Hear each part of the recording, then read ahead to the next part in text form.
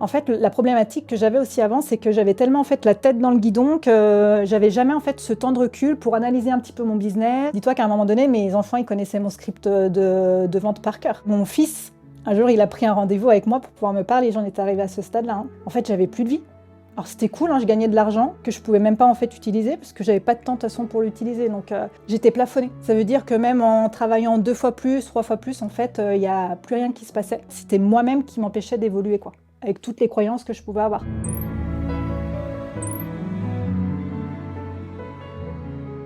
Donc moi je m'appelle Sab, j'ai 41 ans.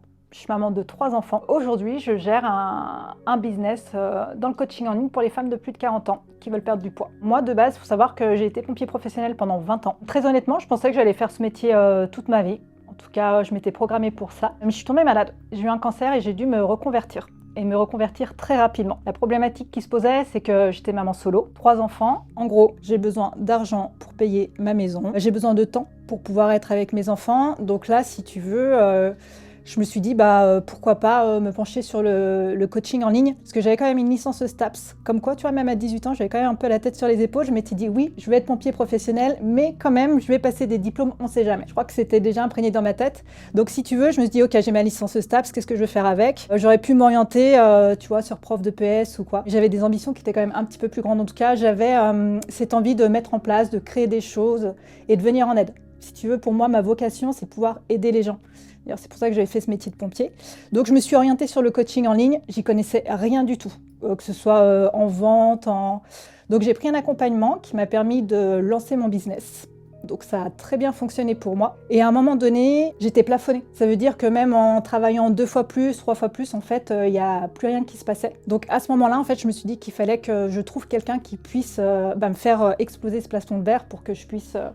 optimiser parce que mes ambitions sont grandes, mais j'ai envie de monter un empire, vraiment. Moi, je m'étais dit déjà, si je peux mettre en place un business qui me permette juste de vivre convenablement, en fait, si je peux déjà, en fait, juste gagner ma vie avec mon business, ça serait déjà énorme. Après, je me suis dit, allez, si je peux faire 5 000 € par mois, ça serait incroyable. Ça n'a pas mis beaucoup de temps. En 3 mois, j'avais déjà mes premières clientes. 5-6 mois, je génère déjà tout de suite mes premiers 5 000 € par mois. En 8 mois, j'arrive à 10 000 € par mois. Donc en fait, c'est monté très très vite. Mais ma problématique, c'est ce que je disais, c'est qu'en fait, j'avais un mindset d'un bébé entrepreneur et je devais déjà gérer un business qui était quand même déjà relativement avancé, quoi. Donc pour moi, je sentais vraiment qu'il y avait un écart en tout cas entre mon mindset, la personne que j'étais et mon business. C'est vrai qu'en plus, la première chose qu'elle m'a dit quand je lui ai parlé, c'est « Oui, mais moi, je suis un bébé entrepreneur. En plus, mon entreprise, c'est mon bébé. » Sab travaille beaucoup. Elle était très émotionnelle quand elle a démarré sur son business. C'est-à-dire que le moindre truc qui peut se passer dans sa boîte, la moindre galère, elle, ça l'a touchée beaucoup. Elle dormait pas la nuit. Elle était là à éteindre tous les feux, à gérer toutes les urgences.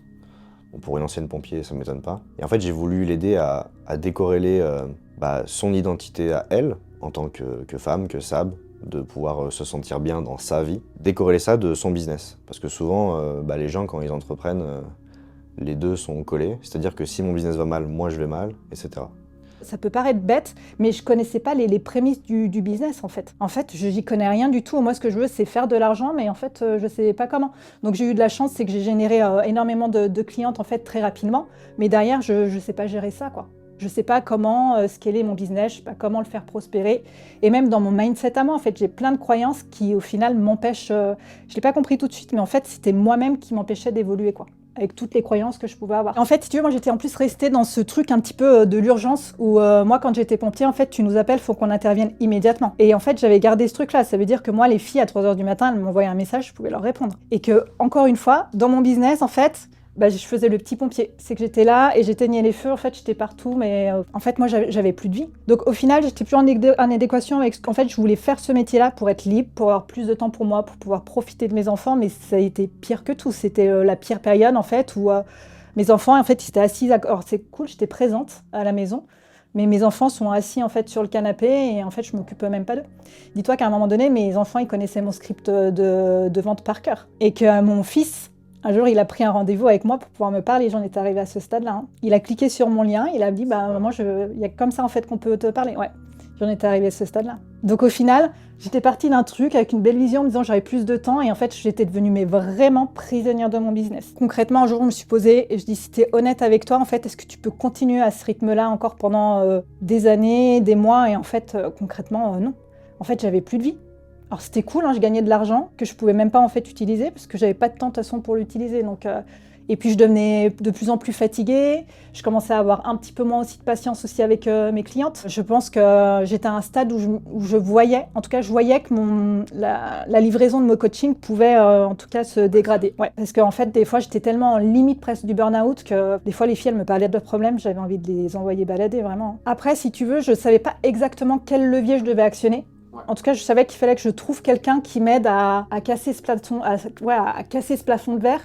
Et surtout aussi qu'on m'aide à évoluer dans mon mindset. Moi, j'avais besoin que quelqu'un m'apprenne à devenir chef d'entreprise. Compliqué. Moi, j'ai traversé en fait des périodes dans ma vie où j'ai vraiment manqué d'argent. Donc forcément, en fait, je me limitais. C'est que quand je vendais, des fois, j'avais presque peur de parler de mon prix. Pendant longtemps, j'ai eu un coaching en fait que je finançais bien en dessous de la valeur en fait. Mes premières ventes, c'était une catastrophe. J'avais envie de chialer avec les filles et leur offrir à toutes en fait mon programme. Je disais mais elles ont vraiment besoin de ça. Il y a une vraie douleur. Oh la pauvre, elle a pas d'argent. En fait, j'avais envie d'offrir, tu vois, mon programme à tout le monde. En fait, je me rendais bien compte que c'était ses émotions et sa perception de la situation qui l'a touchée. Et que j'avais beau lui donner la meilleure méthode. Elle allait pas changer ses prix si elle n'était pas à l'aise avec ça. Comme quelqu'un qui veut perdre du poids, t'as beau lui donner un régime, s'il a d'autres problèmes, il va pas faire ton régime. Donc la première chose que j'ai voulu créer avec elle, c'est la coacher plus sur son identité, sur certaines peurs qu'elle pourrait avoir, pour qu'elle puisse se libérer de certains freins qui l'empêchent de faire les bonnes actions qui sont les bonnes pour son entreprise et pour elle finalement. Alors ce que je ne voyais pas, c'est qu'en fait, c'était lui rendre service aussi qu'elle s'investisse financièrement sur elle. Et tu vois, au début, pour me faire connaître, je ferais un petit peu mon coaching, mais la plus grosse erreur de ma vie.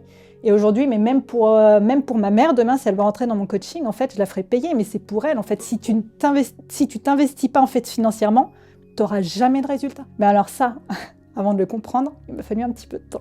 Quand tu es pompier, tu fais pas payer les gens. Tu interviens et tu fais jamais payer les gens. Donc moi, il a fallu aussi que je me reconstruise aussi par rapport à ça et ce rapport avec l'argent, de dire en fait, tu vas apporter un service et en échange, en fait, on paye, c'est normal. Mais moi, j'ai jamais connu ça. Même si j'étais, tu vois, t'es pompier, tu vas toucher en fait un salaire, mais pas directement des gens à qui tu viens en aide. Aujourd'hui, en fait, je sais ce que je vaux, je sais ce que mon programme vaut. Et tu vois, par exemple, il est hors de question qu'aujourd'hui, je baisse mes prix ou que je fasse un prix à quelqu'un par rapport à mon accompagnement. Parce que ça serait à me dévaluer et surtout ne pas me respecter. Et ne pas respecter aussi les personnes qui travaillent avec moi aujourd'hui. Alors aujourd'hui, mon activité, déjà moi, aujourd'hui, je suis chef d'entreprise. Je touche plus du tout à la partie livraison. C'est plus du tout moi qui coach. J'ai 4 coachs en fait qui s'occupent de ça. Elles le font très bien et très certainement mieux que moi. J'ai deux commerciales qui vendent aussi mon programme avec moi. Et puis plein de projets parce qu'en fait aujourd'hui je sais que je peux aller très loin parce que j'ai toute une équipe aussi qui est derrière moi, qui me soutient, qui s'investit aussi à 300%. Donc moi je veux monter un empire. En tout cas aux alentours d'Annecy, dans la perte de poids pour les femmes de plus de 40 ans. Demain, à Annecy, une femme, dès qu'elle pense perte de poids, je veux qu'il y ait mon nom qui apparaisse derrière. Aujourd'hui, je suis essentiellement sur du en ligne, mais demain, je vais pouvoir aussi aller faire pourquoi pas ouvrir des centres de coaching. Comme ça, on pourra proposer du coaching en ligne pour les femmes qui ne veulent pas se déplacer, qui ne peuvent pas, du coaching à domicile pour celles qui ont vraiment besoin d'un accompagnement individuel, et puis du coaching peut-être un petit peu plus collectif pour les filles qui ont besoin de se retrouver entourées. Ça fait peut-être 2-3 mois où vraiment, tu vois, je me sens plus libre. Ça veut dire qu'en fait, aujourd'hui, je me suis détachée en tout cas de... Aujourd'hui, il n'y a plus aucun poste où je suis indispensable dans mon business, puisque j'ai énormément délégué. Ça veut dire que demain, en fait, je peux partir une semaine, mon business, il va continuer d'évoluer. En fait. Même si, alors après, c'est aussi une vision des choses. C'est que par contre, moi, j'arriverai jamais à couper à 100%. Donc même si demain, tu me dis vacances, en fait, je peux pas être en vacances à 100%. C'est que moi, j'ai besoin aussi quand même d'intervenir sur mon business, même si c'est 1 ou 2 heures par jour, mais c'est mon mode de fonctionnement. Tous les matins, de 7h45 à 9h30, en fait, c'est du temps que je passe pour moi, pour m'entraîner. Et voilà, j'ai pris aussi, alors je vais pas m'entraîner pendant 1h30, mon entraînement, il va durer 1 heure, mais tu vois, je prends le temps d'y aller, je prends le temps de revenir. Parce qu'en fait, avant, tout était timé, j'avais même pas de pause pour manger. Parce que tout s'enchaînait en fait. J'allais coacher, derrière j'avais des appels, je finissais mon appel, derrière j'avais un coaching. En fait, ma journée, il n'y avait pas de pause. Et à un moment donné, ça m'a posé problème parce que je me disais qu'il y avait vraiment une différence entre ce que je demandais de faire en fait à mes coachés, de prendre du temps pour elles, de se faire à manger, alors que moi en fait, c'était la guerre quoi. Et ça me posait un problème. En termes de chiffre d'affaires, aujourd'hui, ce que je vise en fait, c'est réussir à faire un 30K récurrent. Dans un an, j'aimerais avoir ouvert mon premier centre. En fait, la problématique que j'avais aussi avant, c'est que j'avais tellement en fait la tête dans le guidon que j'avais jamais en fait ce temps de recul pour analyser un petit peu mon business, pour avoir tu vois de l'espace aussi pour avoir des idées, des choses comme ça, puisque j'étais toujours dans l'action. Et aujourd'hui, des fois, j'aime tu vois me prendre, je le mets dans mon planning, hein, je vais me prendre 1 heure en fait, aller marcher. Mais juste, tu vois, pour laisser aussi l'espace pour avoir des idées, mettre des choses en place. Donc aujourd'hui, oui, dans un an, je pense que j'aurai mon centre. Parce que je me suis laissé la possibilité aussi d'avoir cet espace pour mettre ça en place. Je pense que la première chose que je me serais dit, c'est mais recrute. Dis-toi qu'à un moment donné, j'avais 70 clientes, j'étais toute seule. Alors je faisais la livraison, je coachais, je vendais, je faisais le marketing, je faisais tout quoi. Je pense que clairement à ce moment-là, j'aurais vraiment pu me brûler les ailes. Et je pense que l'erreur, en tout cas le conseil que je donnerais, c'est mais essaye de t'entourer le plus rapidement possible et de t'entourer des bonnes personnes. Mais encore faut-il savoir aller recruter les bonnes personnes. Léo, moi j'aimerais le remercier de me sortir de ma zone de confort au quotidien. Mais vraiment, en fait, il est toujours là à nous booster. Moi, ce que j'adore avec Léo, c'est que quand tu as une problématique, bon, déjà, si tu n'as pas des chiffres clairs, si tu n'as pas... genre, si tu arrives et que c'est basé sur l'émotionnel, déjà, il va te renvoyer direct en disant, déjà, tu vas me faire des chiffres, tu me fais une synthèse, tu m'analyses ça, et après, tu viens me voir. Donc déjà, je le remercie pour ça. La rigueur aussi qu'il peut nous mettre. Et oui, le fait de nous sortir de la zone de confort. Et ce que j'aime aussi dans sa façon de nous coacher, c'est qu'il ne m'amènera jamais la réponse. Il va m'aider en tout cas à réfléchir sur comment optimiser, comment en fait faire mieux. Et je le remercie pour ça. Alors moi, mes résultats avec Léo, en 2 mois en fait, il m'a fait doubler mon chiffre d'affaires. Du coup, ce que ça m'a apporté dans ma vie au quotidien, sur mon mindset personnel, c'est qu'aujourd'hui, je suis complètement alignée en disant que je suis chef d'entreprise. C'est ce changement d'identité en fait qui fait énormément de choses, en tout cas on va dire, pour faire évoluer mon business. Mais au-delà de ça, c'est que j'ai réussi aussi à récupérer du temps pour moi et pour mes enfants, et ça n'a pas de prix. En fait, elle a su faire de chaque grosse difficulté dans sa vie une très belle opportunité et une force unique qu'elle a et que personne d'autre ne peut avoir parce que personne d'autre n'a pu traverser ce qu'elle a traversé pour avancer et de le transmettre finalement. Et j'aime bien me dire que des fois, quand c'est difficile, de une, tout finit par passer, et de deux, je vais pouvoir le transformer en une force fantastique pour pouvoir aller encore plus loin, transmettre encore plus et avoir plus d'impact. Je trouve qu'elle est vraiment la représentation de ça en fait.